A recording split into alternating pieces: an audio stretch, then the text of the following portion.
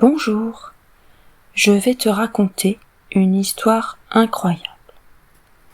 Installe-toi confortablement dans un fauteuil ou sur ton lit. L'important est de choisir un endroit calme où tu te sens bien. Aujourd'hui, je te propose de partir à la découverte du plastique. On était samedi et Nadia et Lucie avaient envie de s'amuser. « J'ai un nouveau ballon !» s'exclama Nadia. « Allons jouer au parc !» Arrivés au parc, les deux amies remarquèrent un énorme tas d'ordures. « Burk !» fit Nadia. « C'est plein de nourriture pourrie, de vieux emballages et de sacs en plastique. Ça sent mauvais. Comment ce canard fait pour dormir ici, dans ces odeurs de poubelle ?» demanda Lucie. Les deux amies s'éloignèrent des déchets puants. Nadia lança le ballon. Lucie le rattrapa de justesse. « Hop !» cria-t-elle en faisant de son mieux pour le renvoyer aussi haut. Le ballon échappa à Nadia. « Oh, ce n'est pas vrai !» s'écria celle-ci. « Mon beau ballon tout neuf a atterri en plein dans les ordures. » Elle se précipita vers la montagne de déchets en décomposition. Soudain, elle s'arrêta. « Lucie, viens voir, vite !» cria Nadia, en faisant signe à son amie de se dépêcher. Le canard ne dormait pas. Il était couché sur le sol, immobile, et semblait très mal en point. Les deux amies découvrirent quelque chose entortillé autour de son bec. « Il a dû essayer de manger les déchets qui traînent ici. »« On dirait du plastique. Essayons de l'enlever, » suggéra Lucie. « Il a besoin d'aide. Il peut à peine ouvrir le bec. » Nadia acquiesça, mais tandis qu'elle s'approchait du canard, celui-ci se sauva en criant et en battant des ailes. Lucie essaya à son tour, mais le canard sembla encore plus effrayé. « Il a peur de nous, » admit Nadia. « Il faut l'immobiliser. Le plastique qui entoure son bec l'empêche de respirer normalement, et nous ne faisons qu'empirer les choses. » Les deux amies se mirent à chercher de l'aide dans le parc. « Savez-vous comment nous pourrions attraper ce canard ?» demanda Lucie à une dame qui passait à côté d'elle. « Je ne sais pas, » répondit la dame. « Qui s'occupe des canards dans le parc ?» demanda Nadia à un monsieur assis sur un banc. « Aucune idée, » répondit le monsieur. « Qui nettoie les déchets ici ?» demandèrent-elles à un groupe d'enfants qui jouaient. « Nous ne savons pas, » répondirent les enfants. « Comment allons-nous pouvoir aider ce pauvre canard ?» interrogea Lucie. « Personne ne sait, » soupira Nadia. « Comment se peut-il que personne ne sache quoi faire ? » « Si nous ne l'aidons pas, qui le fera ?» demanda Lucie, les larmes aux yeux.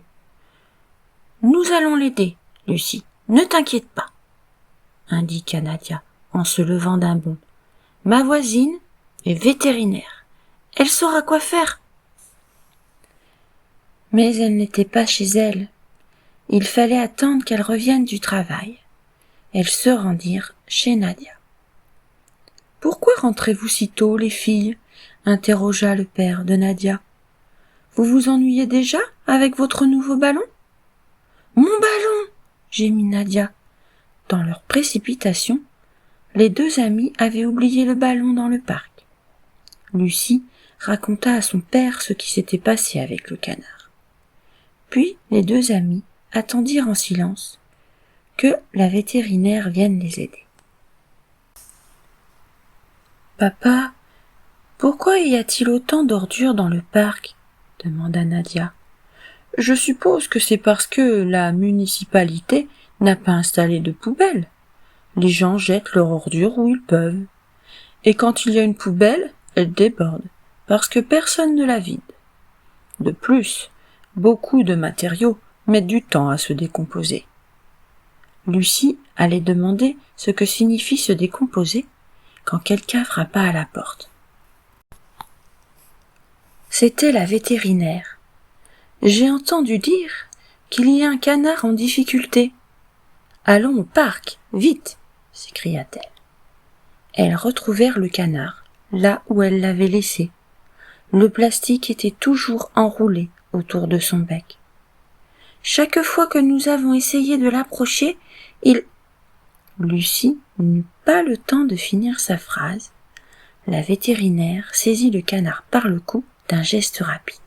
« Ne vous inquiétez pas, c'est comme cela qu'on manipule un canard, » expliqua-t-elle en voyant le visage des filles se décomposer. Elle glissa son autre main sous le canard et le berça tendrement. La vétérinaire retira le plastique enroulé autour du bec du canard. Celui-ci la regarda, soulagé. Il pouvait à nouveau respirer. La vétérinaire le posa sur le sol. Il prit la fuite sans demander son reste. « Ce n'est pas la première fois que je vois un animal souffrir à cause des déchets plastiques qui jonchent nos rues et nos parcs, » indiqua la vétérinaire. « Je me demande ce que c'est. Je n'ai jamais vu de plastique comme ça, » fit Nadia. « Ramenons-le à la maison pour le montrer à mon père. »« C'est un jouet comme celui avec lequel je jouais quand j'étais petit, il y a presque 30 ans, » expliqua le père de Nadia. « On n'en trouve plus nulle part. Je me demande comment il a pu tenir aussi longtemps sans s'abîmer. Il a l'air neuf. » « C'est ce que vous vouliez dire quand vous avez précisé que le plastique met beaucoup de temps à se décomposer ?» interrogea Lucie. « Oui, mais je ne pensais pas que c'était aussi longtemps. » Ils firent des recherches sur Internet pour en savoir plus. D'après ce site, le plastique met environ 450 ans à se décomposer, indiqua Lucie. Lorsqu'il se décompose, il libère des substances nocives pour les animaux, selon cet autre site, ajouta Nadia. Apparemment, le chewing-gum est fait avec du plastique, s'exclama Lucie. Berk. Les filles réalisèrent que parmi leurs affaires, beaucoup étaient en plastique. Jouets, bouteilles, sacs pour faire les courses. La liste était longue. Il y a tellement de morceaux de plastique et de déchets dans le parc que d'autres animaux pourraient être blessés eux aussi, indiqua Lucie. Si nous n'agissons pas, qui le fera? Se lamenta Nadia. Tu as raison, dit Lucie. Pourquoi ne pas nettoyer le parc nous-mêmes? C'est une excellente idée. On peut peut-être demander de l'aide à la responsable, ajouta le père de Nadia. Elle s'occupe du quartier et fait partie de la municipalité. Ils décidèrent d'aller lui raconter l'histoire du pauvre canard. La responsable accepta de les aider à nettoyer le parc. Elle organisa le ramassage des déchets et veilla à ce que des poubelles soient installées et vidées tous les vendredis. Nous allons fabriquer des pancartes pour demander aux visiteurs du parc de jeter leurs déchets dans les poubelles, proposa Lucie avec enthousiasme. 3 semaines plus tard, lorsque Nadia et Lucie retournèrent au parc, celui-ci avait totalement changé d'aspect. « Le parc est méconnaissable !» s'écria Nadia. « Tu as vu ?» demanda Lucie. « Cette fille utilise une bouteille d'eau en plastique, et cette femme transporte ses courses dans un sac en plastique. »« C'est vrai, » s'exclama Nadia. « Même cet homme utilise une paille en plastique. » Le parc était propre. Les gens jetaient leurs déchets dans les poubelles. Mais que devenait tout ce plastique une fois jeté dans la poubelle? Se demandaient les filles. Où allait-il? Le lendemain, elles posèrent la question à leur professeur. La plupart des objets en plastique est envoyé dans des décharges, expliqua le professeur. Ce sont de grands espaces où l'on déverse les déchets. Ils y restent jusqu'à ce qu'ils soient complètement décomposés. Mais le plastique met tellement longtemps à se décomposer. Ne se disperse-t-il pas dans la nature pendant tout ce temps? Interrogea Lucie. Oui, parfois. De grandes quantités de plastique finissent ainsi dans les fleuves et les océans, ou ailleurs, expliqua le professeur. Cela est néfaste pour les animaux et les humains. Nous devons arrêter d'utiliser tout ce plastique, indiqua Nadia. Oui, admit Lucie, et nous devons expliquer pourquoi aux gens et leur indiquer quoi faire à la place. Parce que si nous ne le faisons pas, qui le fera? S'écrièrent les filles. Quelques jours plus tard, les filles firent une présentation dans le parc. Chaque année, nous produisons des millions de tonnes de déchets plastiques, expliqua Lucie. La plupart se retrouvent dans les décharges, les océans ou ailleurs dans la nature. Les animaux, notamment marins, le prennent parfois pour de la nourriture. Cela peut les tuer, poursuivit Nadia. En Indonésie, on a découvert 1000 morceaux de plastique dans l'estomac d'une baleine échouée. Des produits chimiques nocifs s'infiltrent dans les eaux souterraines. Ils se déversent ensuite dans les lacs et les océans. Cela détruit le milieu marin, a souligné Lucie. Lorsque les humains mangent des fruits de mer, ils ingèrent sans le savoir du plastique et des produits chimiques. Cela peut les rendre malades, ajouta Nadia. En moyenne, une personne avale 70 000 morceaux de plastique microscopiques chaque année. Les animaux peuvent aussi s'empêtrer dans des objets en plastique, se blesser et mourir. Merci d'avoir attiré notre attention sur ce sujet, dit un monsieur. Mais le plastique est tellement présent partout et utile. Comment l'utiliser moins? Ce n'est pas difficile, expliqua Lucie. Regardez les objets que nous avons apportés. Les bouteilles et les verres sont en inox, plus solides que le plastique. Et on peut les réutiliser. On trouve même des pailles en acier maintenant. Nous devons faire de meilleurs choix, dit une jeune femme en brandissant une paille en papier.